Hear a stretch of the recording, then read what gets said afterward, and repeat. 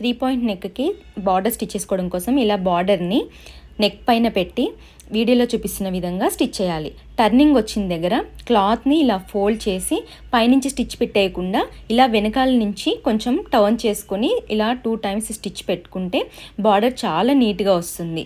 చూసారు కదా వీడియోలో ఏ విధంగా చూపించానో ఆ విధంగా. అలా మీ ఫోల్డింగ్ చేయకుండా కూడా పెట్టుకున్న బాగా వస్తుంది. మీకు 2 మెథడ్స్ దీంట్లో చూపిస్తున్నా. ఇక్కడ కూడా నేను లోపలికే ఫోల్డ్ చేసి అది ఫస్ట్ మీరు నీట్గా సెట్ చేసుకోవాలి. ఇలా సెట్ చేసుకొని నీట్గా స్టిచ్ పెట్టుకొని మళ్ళీ పైనుంచి కూడా స్టిచ్ పెట్టాలి. స్టిచ్ పెడితే మీకు అణిగిపోతుంది, నీట్గా అణిగిపోయి బార్డర్ అనేది మంచి కూర్చుంటుంది. ఈ విధంగా స్టిచ్ చేయాలి. అలానే ఇంకొక పాయింట్ దగ్గర కూడా వచ్చేసరికి చూసారు కదా ఇక్కడ డైరెక్ట్గా పైనుంచి ఫోల్డ్ చేస్తున్నాను. ఎందుకంటే ఈ విధంగా కూడా కుట్టుకోవచ్చు, ఆ విధంగా కూడా కుట్టుకోవచ్చు అనమాట. మనం నీట్గా పట్టుకొని కుట్టుకోవడంలోనే ఉంటుంది.